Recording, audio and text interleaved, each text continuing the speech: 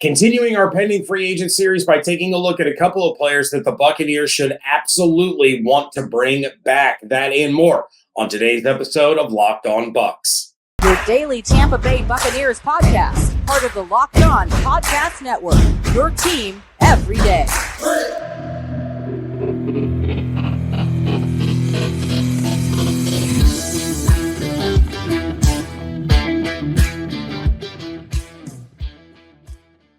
What's up, and welcome into this Tuesday episode of Locked On Bucs, your daily podcast covering the Tampa Bay Buccaneers, part of the Locked On Podcast Network, your team every day. I want to thank you for making Locked On Bucs your first listen review every single day. Don't forget you can subscribe or follow for free on YouTube or wherever you get your podcasts. And of course, you can follow along on Twitter. I am James Yarcho at JYarcho_Bucs, credentialed member of the media covering your Tampa Bay Buccaneers as deputy editor of SB Nation's BucsNation.com. Here with you every Monday through Friday, along with our everydayers. And for that, I want to share my appreciation for your continued support of the show. One of the ways you can support the show is become a Locked On Bucs insider. You're going to get news, rumors, updates, just general thoughts, plus one-on-one conversations with me via text message. Go to joinsubtext.com/LockedOnBucs to become an insider today. Today's episode is brought to you by FanDuel. Make every moment more. Right now, new customers get $150 in bonus bets with any winning $5 bet. That's $150 if your bet wins. Visit FanDuel.com/LockedOn to get started. On today's episode of Locked On Bucs, we are talking about pending free agents Greg Gaines and Chase McLaughlin. And I do really quickly want to apologize for any of you who listen on podcast feeds. To make a long story short, we've switched distribution platforms. So the audio version of yesterday's episode was delayed, had to work some bugs out. But if you have not heard that episode yet, I do highly recommend you go back and listen. We talk about how the salary cap is different than what we thought it was going to be, how that's going to help the Buccaneers out. We play some salary cap gymnastics as well and talk about how they can bring all of these players back, as well as a report from Jeremy Fowler about how the Bucs and Mike Evans want to reunite. The Bucs are pushing really hard to get Mike Evans and that he wants to retire a Buccaneer. All of that is on yesterday's episode. So I apologize again, but I do highly recommend you go back and listen to that. But let's start this episode off talking about these pending free agents. And we're going to start with the specialist, Chase McLaughlin. So, of course, McLaughlin out of the University of Illinois. For those of you watching on YouTube, you see the block guy behind me. Love the University of Illinois, and it's really fun to cover in Illini on the Buccaneers. But McLaughlin had a rocky start to his NFL career. He signed to the Bills as an undrafted free agent in 2019, and then he bounced around to quite a few teams, ultimately playing for three different teams in that rookie season: the Indianapolis Colts, the Los Angeles Chargers, and the San Francisco 49ers. In total, McLaughlin went 18 for 23 for 78.3% field goal success rate and 26 for 26 on extra points.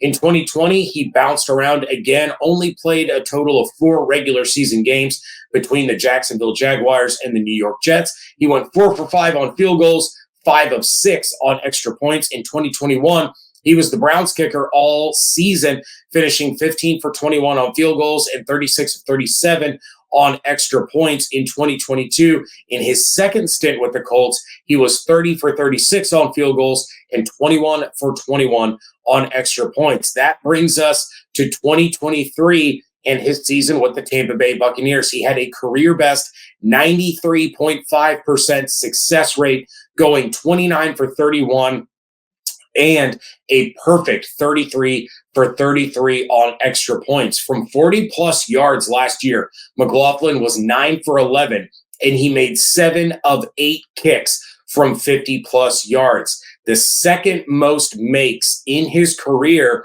from 50-plus yards. He made 9 of them with the Colts in 2022. If you include the postseason, McLaughlin was 33 for 36 on the season and went on a stretch where he made 22 consecutive kicks over the course of the season. He also set the franchise record for the longest field goal in a postseason game with his 54-yarder against the Eagles in the wild card round, and his 93.5% success rate on field goals set a franchise record as the highest percentage rate of any kicker in a single season for the Tampa Bay Buccaneers. McLaughlin is coming off of a one-year, $1.13 million deal with the Bucs and is among the better kickers set to hit free agency. He joins Cameron Dicker, Kaimi Fairbairn, Will Lutz, Greg Zuerlein, Nick Folk, Greg Joseph, Brandon McManus, Joey Sly, and Randy Bullock. Of those kickers, only Folk, Fairbairn, and Dicker had a higher success rate on field goals, and only Dicker out of those guys had more attempts than Chase McLaughlin did in 2023. McLaughlin and Dicker both tied with 7 field goals made of 50-plus yards. However, Cameron Dicker missed 2 50-plus yard attempts while McLaughlin missed only 1. And McLaughlin's longest field goal was longer than that of Cameron Dicker's. McLaughlin made one from 57, and that 57-yarder also tied for the 5th longest field goal in the NFL this season. Now, because of all of that success, McLaughlin's cost is about to go up. Among kickers in the NFL with at least 30 attempts this season, McLaughlin was the 6th best kicker in success rate. Fairbairn is one of the kickers ahead of him, and he's coming off of a 4-year deal worth $17.65 million, or an average annual value of $4.4 million. It's probably going to cost the Bucs around $3.5 million a year to keep McLaughlin around. And trust me, I know what you're saying right now. James, why pay him when we need money for other players? Just sign an undrafted rookie and use that money somewhere else. No person talking to their radio or YouTube, that is a terrible idea, and here is why. For those that, I don't know, maybe forgot the roller coaster that the Buccaneers had been on at the kicker position, before McLaughlin, they had Ryan Succop, who did a really good job from 2020 to 2022. He made 84.8% of his kicks and 93.6% of his extra points, but he was 3 for 10 in his tenure with the Buccaneers from beyond 50 yards. He didn't have the range that the Bucs needed, and that put them in some questionable gray areas where they were having to go for it on 4th and long or punting from a distance that they probably shouldn't have to punt from. He didn't have the range. Again, he was very good. He just didn't have a strong enough leg. Before that, it was Matt Gay, who has been fantastic since leaving the Buccaneers. But for the Bucs, he was not good. He made 77.1% of his field goals and 89.6% of his extra points. In 2018, it was Chandler Catanzaro, or you longtime everydayers remember my loving nickname of Chandler Can't Kick Canzaro, who made 73.3% of his field goals and 85.2% of extra points. And then also in 2018, you had Cairo Santos, who made 75% of his field goal attempts and 100% of his extra points. In 2017, it was Pat Murray, who was decent. Honestly, he was probably like a Hall of Famer compared to the guys that were before him and after him, making 83% of his field goals and 98.1% of extra points. In 2016, it was Roberto Aguayo. I'm just going to leave that there. But why did the Bucs draft Aguayo? Because their kickers before him were Connor Barth, Matt Bryant, Jay Taylor, before you get back to Martin Gramatica. And again, I know what you're saying. James, I remember Connor Barth. He was here a long time. He was pretty good. Yeah, except that he wasn't. He had a standout year in 2011 where he made 92.9% of his field goals, and he was 100% from extra points every year he was with the Bucs, but that was before they moved the spot back to where it is today. But other than 2011, he didn't have another season with the Buccaneers where he made over 85% of his kicks. And I say all of that to say this: kicking is not something to take for granted. And very few know that better than the Buccaneers or their fan base. When you find a guy that you can rely on to go out and make kicks in tough situations, or you have the confidence that he's going to make one from 50-plus yards, you cannot take that for granted. You have to reward that and make sure that you keep that player in-house, because that could be the difference between an 11-win season and an 8-win season. That could be the difference between making the playoffs and sitting at home. It could be the difference between getting booted in the wild card round or making a conference championship appearance. So, as the old adage says, a bird in the hand is worth two in the bush. The Bucs have the bird in their hand. Do not let it fly away. Outside of the big four, McLaughlin is probably the most important player that the Buccaneers need to bring back. And it all comes down to consistency and confidence, both of which the Bucs and the fan base have in Chase McLaughlin. But he's not the only one that the Bucs need to have return, and that is next on today's episode of Locked On Bucs, part of the Locked On Podcast Network, your team every day. This show is sponsored by BetterHelp. A lot of us spend our lives wishing we had more time. The question is, time for what? If time was unlimited, how would you use it?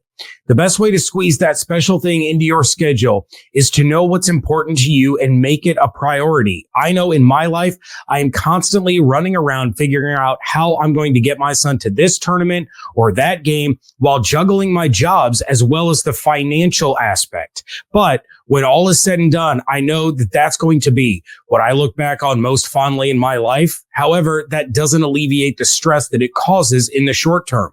Speaking to someone who is unbiased can give me an outsider's point of view and helps me compartmentalize the stresses I'm feeling while helping me see the bigger picture. And sometimes it's best to have that person to help you keep perspective.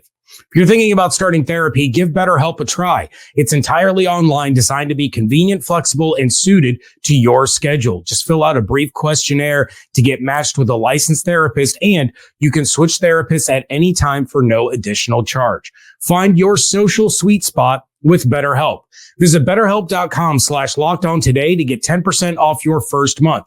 That's BetterHelp, HELP.com/lockedon.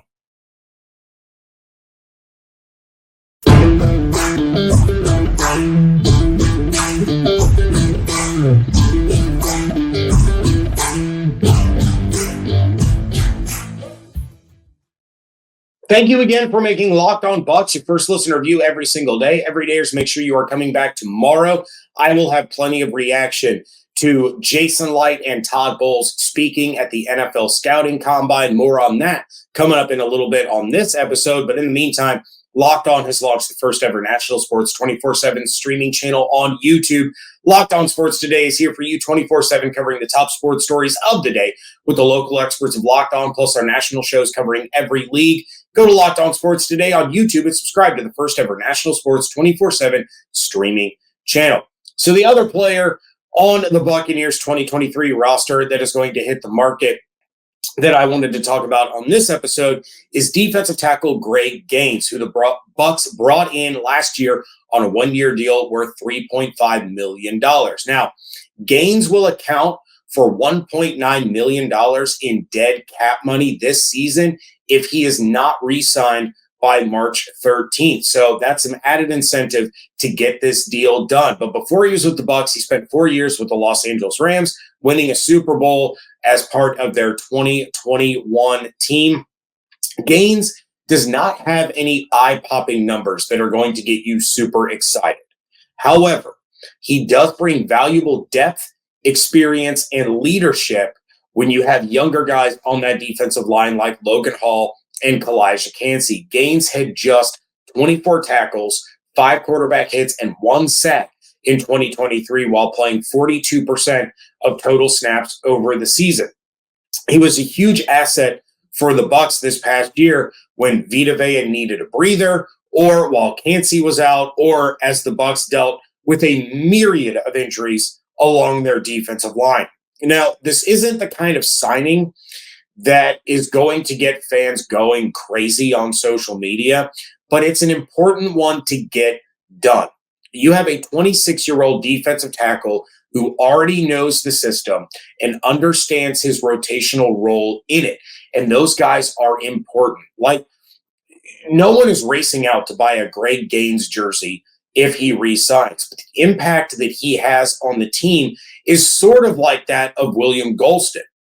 Golston isn't an all-pro. He isn't a Pro Bowler. He's not, selling jerseys out of the team store, but he's a rotational guy that gets the job done when his number is called. And that's why he's the longest tenured player on the team, and why even at 32 years old, people are hoping that he returns again next season. Greg Gaines is another one of those guys. There are 53 players on an NFL roster, and only 22 are starters, and only 11 of those are starters on defense. Gaines gives you valuable snaps, valuable reps, valuable depth, which is probably the most important thing of all, and he does it at an affordable price. And that's exactly why the Buccaneers need him. If you don't bring him back, you are going to have to bring in someone else anyway to replace him. And who is that going to be? There's a lot of defensive tackles that are about to hit the free agent market, and you know the Bucs are not going to go after the Chris Joneses, the DJ Readers, the Fletcher Coxes, the Sheldon Rankinses of the world. So who would you rather have over than Greg Gaines at the price that you're probably going to be able to get Gaines for? I mean, are you looking at Tim Settle out of Buffalo? He had 14 tackles and a sack last season, and on Spot Track, they're estimating his market value as being $3.7 million a year. That's more than what Gaines just got from the Bucs last year, and Gaines had a better season. But what about Kevin Givens? He finished with 22 tackles and 2 sacks with the San Francisco 49ers, and he's probably going to end up getting somewhere between $4 and $5 million. Raekwon Davis with the Dolphins, 28 tackles and a sack. Jordan Elliott in Cleveland, 21 tackles and 3 sacks. These are players hitting the market with similar numbers as what Greg Gaines just gave you. So if you're going to go out and get one of those guys, because you have to fill that roster spot anyway, you have to make sure that you have depth along the defensive line. You have to make sure you have that rotational guy ready to roll, especially with how often injuries have happened up there over the course of the last few years. Why not just bring back the player who has already been in your system for a year, and you know that you can trust him to carry out his role the way that you've already seen him do it? Because the other option is utilizing draft capital, which the Bucs need for an edge rusher, a running back or two, a wide receiver, a guard, a safety or two, a corner, a linebacker, and they only have 6 picks. That's the whole point of free agency. You fill in the roster holes. Then you have that you fill in the roster holes that you have, and then you supplement what's left in the draft. You want to go into the draft with the fewest positional needs as possible, so you can just take the best player that you can that is going to help the team win. If you go in needing players at all those positions that I just listed and not enough picks, or quite frankly, not enough talent from the top to the bottom of the draft to fill all those needs in, you're screwed. Like, that's the nicest way to put it. You can't go into the draft with 6 picks, 9 positions of need, and then say, yeah, we're just going to address it all in the draft. So why would you add another position to the list that you already need to address when you have a guy that you can bring back for under $5 million a year, that has been in Todd Bowles' system for a year, and that has been relatively productive when given the opportunity? You bring Gaines back, probably right around where you signed him for last year, maybe a little bit of a raise, maybe closer to that 3.7 that Spot Track is estimating that Tim Settle is going to get. And that also helps keep that $1.9 million from becoming dead cap. And then you help shore up a position that you have to address anyway. The Buccaneers have 20 players about to hit free agency, and that's more than a third of the team, and 8 of those 12 are on the defensive side of the ball. Then you have 2 specialists, and you have 10 offensive players. So 2 of those players on the defensive side of the ball are in the trenches between Gaines and Golston, where you need the most depth and you need to be able to do it affordably. So don't make this harder than it needs to be. Go ahead, bring Greg Gaines back, bring him back at an affordable price that you know you can get him for, and then move on to the next guy. The NFL Scouting Combine kicks off on Tuesday. That is next on today's episode of Locked On Bucs. Get buckets on your first bet with FanDuel, America's #1 sportsbook, because right now, new customers get $150 in bonus bets with any winning $5 bet. That's $150 if your bet wins. Bet on all your favorite NBA players and teams with quick bets, live same-game parlays, exclusive props, futures bets, and more. Right now, the Boston Celtics are favorites to win the NBA Finals at plus 260, while defending champion Denver Nuggets are the favorites out of the Western Conference at plus 440. And FanDuel already has odds up for Super Bowl 59, where the San Francisco 49ers are the favorites at plus 500. The Kansas City Chiefs are plus 650 to go ahead and three-peat, and the Tampa Bay Buccaneers are tied with the New Orleans Saints, Las Vegas Raiders, Arizona Cardinals, and Seattle Seahawks at plus 7,500. Just visit FanDuel.com/lockedon and shoot your shot. FanDuel, official sportsbook partner of the NBA.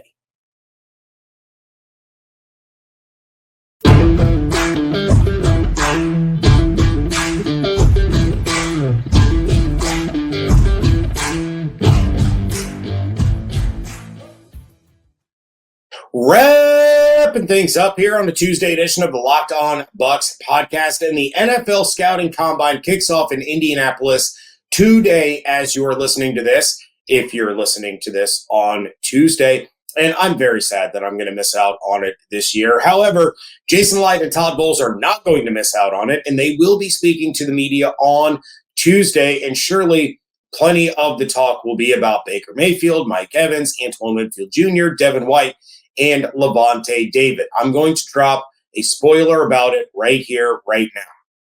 You are not going to get anything earth-shattering about Mike or Baker from them at the podium on Tuesday. There's a slight chance that I'm wrong, but this seems like a pretty simple thing to predict. I mean, you can go back to 2019 when David and I talked to Ian Rappaport, and he told us that from his understanding, Deshaun Jackson was going to be gone. But then Bruce Arians got up on the podium and talked about how great Deshaun Jackson was and how much he can help the team, and then he was gone. And I'm not saying that there won't be plenty of things that Light and Bowles say that won't be useful or telling, especially when it comes to their body language, their tone, their mannerisms, and of course, our favorite activity of reading between the lines. I'm just saying, don't expect them to get up on the podium and say, yeah, we signed Mike to a 4-year deal this morning.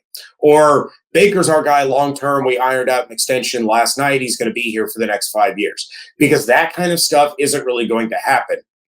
And as I talked about on Monday's episode, those deals are going to be worked on in Indianapolis. And Light is going to be in talks with Mayfield's and Evans' agents. But at the podium isn't where that news is going to break. So don't get your hopes up on that one. And I'm not saying that a deal doesn't get done or doesn't get announced while they're in Indianapolis, because that's also a possibility. I'm not saying it's a high likelihood, but it is a possibility. But don't expect them to step up to the podium and say, yeah, we got a deal done for Mike, or yeah, we got a deal done for Baker Mayfield.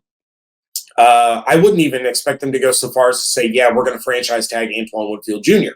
Even if that is their plan, I don't expect them to say that at the podium. Again, that kind of news can break while they're in Indianapolis, but it's not going to happen during the question and answer portion of Jason Licht or Todd Bowles' availability at the podiums. Second, this is a big week for NFL teams and their front offices to start to get the wheels in motion for the 2024 season and beyond. Free agent conversations are happening, trade talks are happening, and of course the interviews with players. But here's another cautionary warning about news that is going to happen over the course of the next week to week and a half.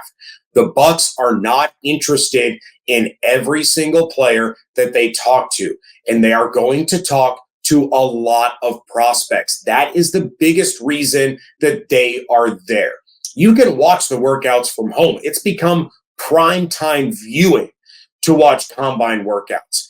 The most important part of the week is the in-person interviews with players, as well as, of course, the conversations that you're able to have with agents and things of that nature. But as it pertains to the rookies, the most important part of the week is not the players at the podium. It's not the players doing the bench press or the 40 or the 3-cone or throwing or catching or any of that stuff. It is the in-person interviews.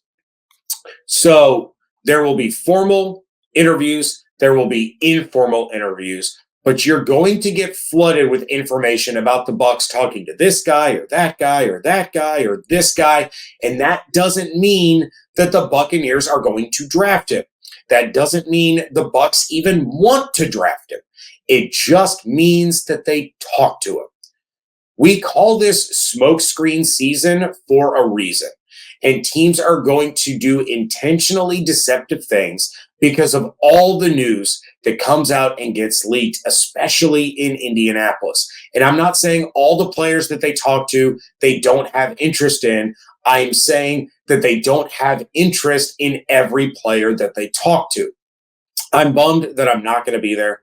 It's one of my favorite things that I get to do, but it just wasn't in the cards for me this year because of my own schedule and the things that I have going on this week. But I'm also not going to come on this show, and I'm not going to dedicate entire episodes to who the Buccaneers did and did not have formal interviews with, did or did not have informal interviews with. If they talk to a player, fine. You kind of put that in the back of your mind, and you see if that player maybe has a top 30 visit. That's when you start to realize that there's a little more interest. If they're using one of their top 30 visits on a player, that means there's something there that they like.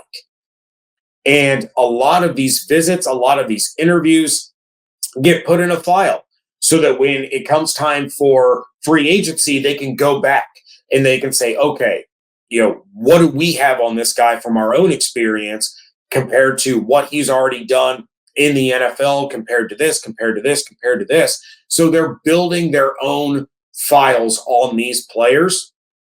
But, meetings at the combine, okay, you're going to see some guys that they're interested in. You're going to see some guys that they just want to talk to.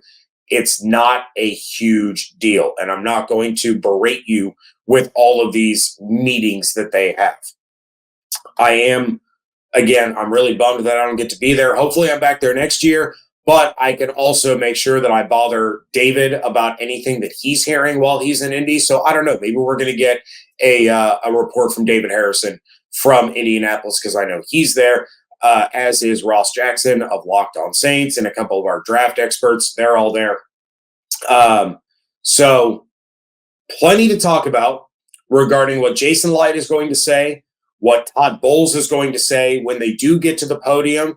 But again, don't get discouraged if they don't get up there and say that we've signed Mike or we've signed Baker to these huge extensions, because that just doesn't seem like something that is going to happen. They're going to talk about those guys. They're going to talk about other players. They're going to talk about a lot of different things coming off of the surprise season that they just had. And I will recap it for you tomorrow, but that is going to do it for this episode. Please check out everything going on over at BucsNation.com. Make sure that you are following on Twitter at Locked On Bucs and at @JYarcho_Bucs. Become a Locked On Bucs insider by going to joinsubtext.com/LockedOnBucs to sign up.